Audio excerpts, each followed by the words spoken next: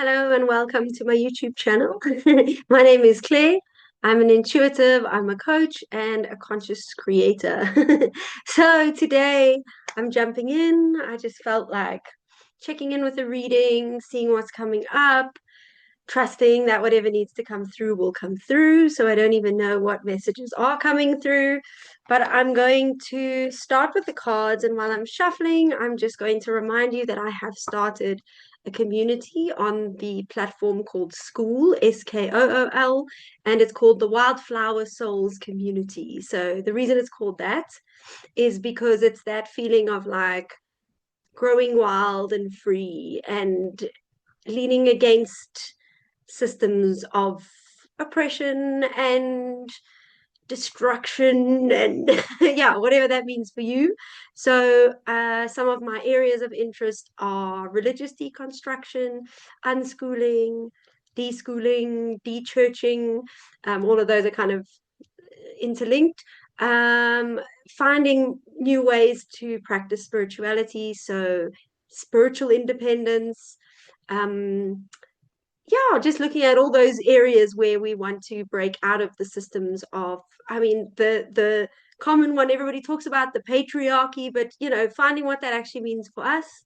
Where are there ways that we are stuck in those sort of in that mindset, maybe for whatever reason? So yeah, that's what the group is going to center around. It's still very small, and I like to think of it as slowly and intentionally building. So let's see where it goes.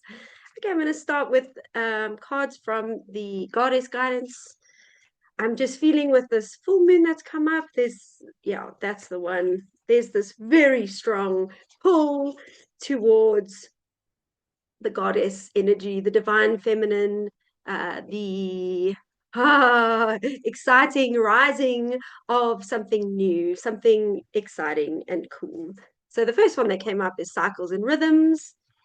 Cycles and rhythms is all about honoring the cycles that come up for you in terms of your energy, in terms of and that's like body cycles, nature, whatever it feels for you, the cycles of the moon. It all links however it links. But something that comes through always for me is that it's going to be different for everyone. So I've even heard people at times saying, like, I can feel that the energy is calling me to slow down, to rest, to restore. And at that same time, the energy might be calling me to move forward with a project and like go full into it. I feel like the message is always to just trust what you are feeling in you, trust what's coming up for you in your life and around you, because that's where your power is leaning into that and trusting your own experience. The next one is boundaries, coming up massively for me this month, setting boundaries with energy, with time, with people, with everything, setting boundaries in a way that leaves you feeling, or that allows you to feel held and seen. And I feel like it's important to always remember that sometimes setting boundaries can lead to loneliness, like especially on these journeys of exploring different options, of finding spiritual independence and finding your own voice and speaking out against the things that you no longer agree with. So, like Pride, like Pride Month, I was just looking at a post online now, and obviously there's always going to be mixed reactions online where people are like, this is good, this is bad. But I feel like the point I'm trying to make is, I've lost my train of thought again. I do that. Pride, yes, breaking out of systems and finding new ways of thinking can feel lonely for all of us, for me as well. I find I go through very lonely periods, especially when I'm finding myself in new spaces and building new belief systems and letting go of things that have been holding me back. But to maybe embrace the loneliness at times, I think sometimes we feel nudged to like, okay, let's just go back to the familiar because it's easier, and to remind ourselves, is it easier when you're back in maybe it is, then do it, and if that's what you want to do. But if it's not easier and it's going to be harmful or hurtful, sometimes it's better just to stay in the boundary, maybe feeling the loneliness, finding support elsewhere, maybe leaning on people who do see you and value you. I think that's part of why I also want to start my community, because I feel like there are so many of us out there, and there are other communities. Mine won't be the only one, but it might be the right one for some people. Okay, and the last one, infinite supply. My lighting is really not helping today. Infinite supply. You are supplied for today and all of your tomorrows. That's what it says. And to remind yourself that when your brain and your thinking is saying, I don't have enough, I've just planned a day retreat. Funny story. Um, and I've been doing day retreats for many years. And in the beginning, I would put it out there and people would book. It would be like people would book. My first retreat, I think, had 15 people, and I wasn't even worried to fill up the spaces. I just knew it would happen. And then over time, it's gone back and forth where it's easy, and then it feels a little bit stuck, and then it feels, and it can get really tricky. And then messages like this come up, and I remember infinite supply. There are people, there is money, there is time, there is opportunity, and whoever comes to this day retreat will be who is meant to be there, and I'll just keep putting it out there. And it's that feeling of like the back and the forth. Things will turn out as they need to turn out, whatever that means for whoever is hearing it. Okay, I think that was everything there. Ooh, those all just popped out at once. Those all just popped out at once. Let's start again.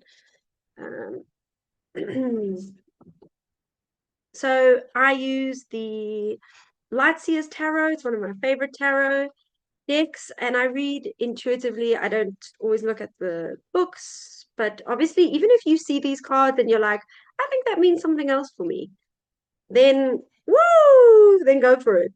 Because these are the cards that I literally got today, and I'm taking them from the middle. The same cards are coming up. Boom, boom, boom. And I'm going to take two for luck. Those two came up today as well.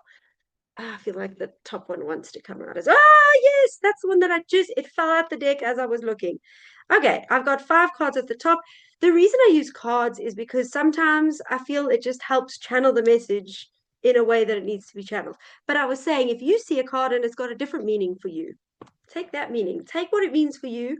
I can only give the meaning as it comes up for me in my own human self and through my own like intuitive channel. The wheel has been coming up for me over and over and over and over again. The wheel is telling us that things are changing. Beautiful things are coming. If you can see, it's hard to see from here. If you want to look up the wheel for the Lightseer's tarot, she is so happy and free, and she's got the dark and the light on either side of her, and the wheel is turning, and life is making sense to her again. And this kept coming up. I think it came up in my last reading, the Seven of Swords. Don't listen to the noise of others. Carry on your path. Follow the path. Follow the feathers. There's lots of noise where people are going to say, you can't do it. You shouldn't be doing it because X, Y, Z, 11, 12, 13. Just do it. Do what you want to do. It's your life. No one can tell you how to live it. Okay, and now we have the King of Cups, who has the beautiful energy of just sitting in the knowing. There is a fish, I want to say Pisces energy, which I am Pisces, so I'm gonna go with that. And even if you're not Pisces, it's coming up not as like this is for Pisces, it's saying this is a Piscean energy. So we are going into a Mercury retrograde. We have just had the full moon.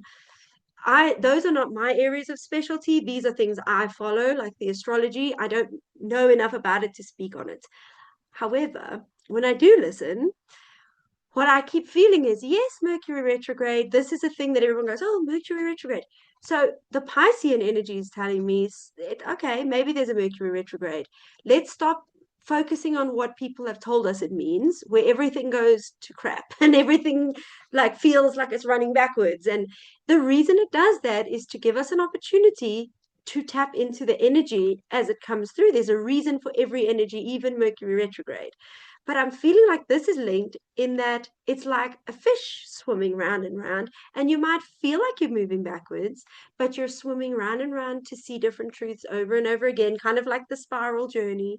But he is so content and at peace because he is still connected to source. He is making sure he is connected to the energies of above, and he's letting things swirl around him and they come in and out of his awareness. So it's that feeling of don't rely too much on the feelings as they come up to bring you your messaging or to tell you what's happening and what's right and what's wrong. Let the feelings come. Sit with them. I see he even has a fish necklace. So, fish energy all around. And I feel like it's also leaning into conflicts of soft and hard, like Pisceans as they softly weave their way through the world and try really hard to gather energy as they go. I don't know. But that feeling of like sitting in your truth, sitting in your higher self, sitting with your guidance and saying, we've got this. I'm not going to let the harder energy pull me down. It's that feeling of like getting sucked back into a whirlwind and coming back out. It's like, don't let yourself get sucked in the first place. Hold on to your truth, remove yourself, set the boundaries. We had boundaries come up just now. This is always a really nice one. Two of Swords, right?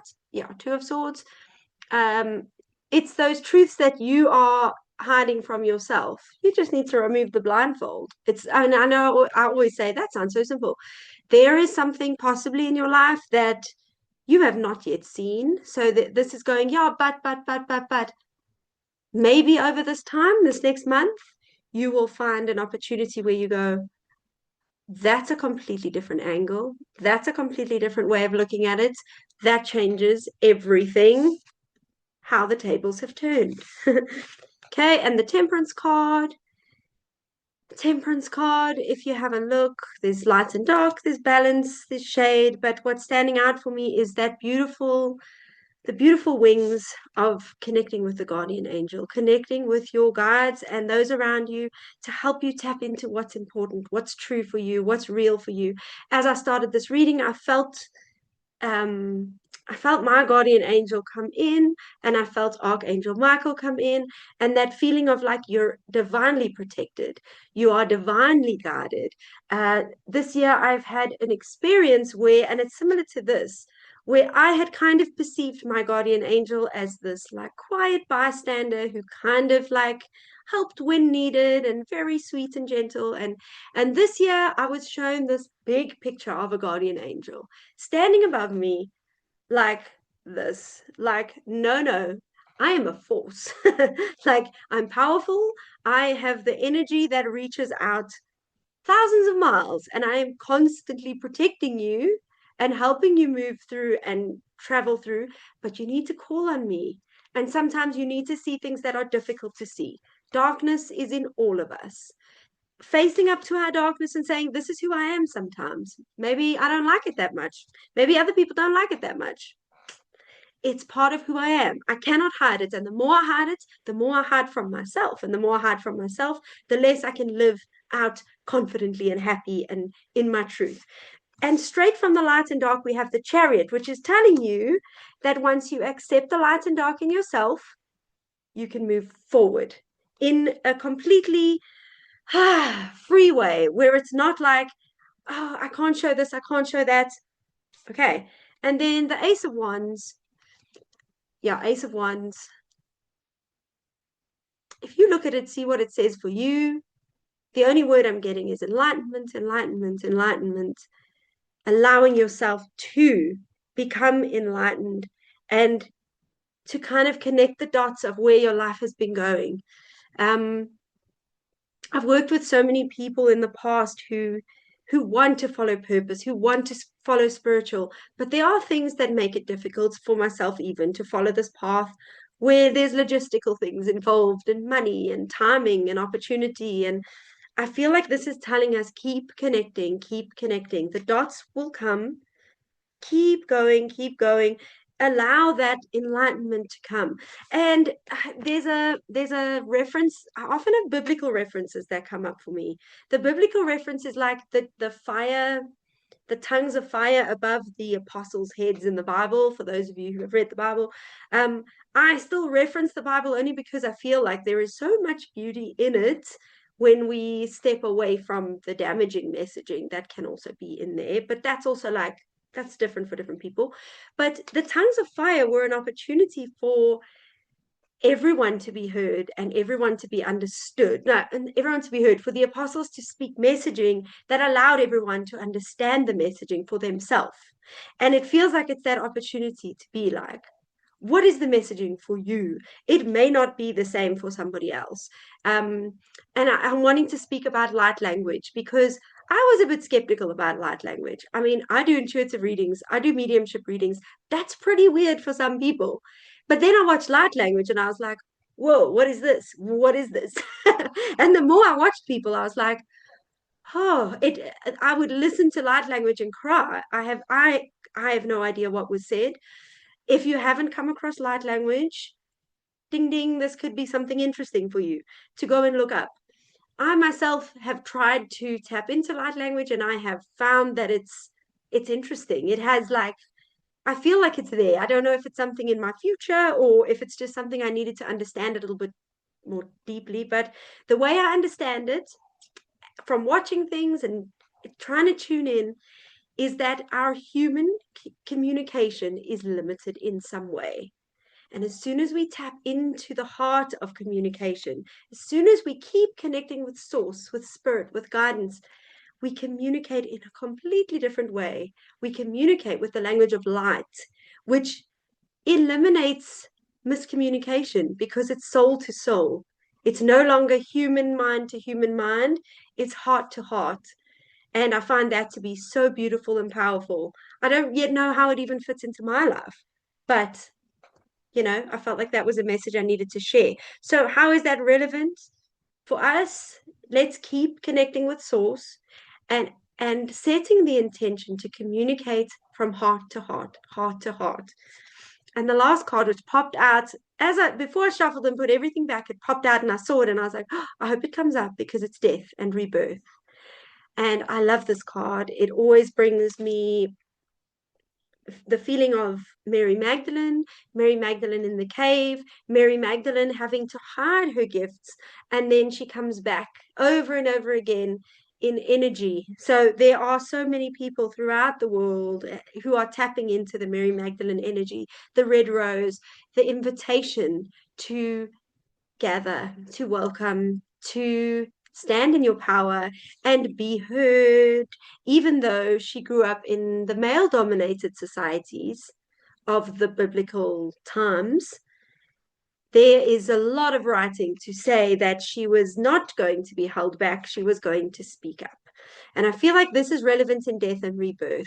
We need to lose the sides of us that are telling us to stay small, to stay to shrink, to give in, to not be what we're meant to be. And she is saying keep standing up, keep standing tall. If you need rest, take rest, but don't lose the intention and the mission to keep moving forward and speaking out, no matter what other people think, because at the end of the day, that's not what it's about. Those of us who are here, and if you're listening to this, you are here for this purpose, to spread light, to spread love, to spread peace. And you can only do that if you allow yourself. And I'm not telling you what to do. I never will. Don't say things if you feel uncomfortable saying things, but allow yourself to say, I am allowed to say those things. I'm allowed to stand up. I'm allowed to stand tall, even if it's just in your energy and you're speaking heart to heart and you're putting it out there and you're saying, I'm allowed, I'm allowed, I'm allowed, I'm allowed, I'm allowed. Okay, so closing our eyes.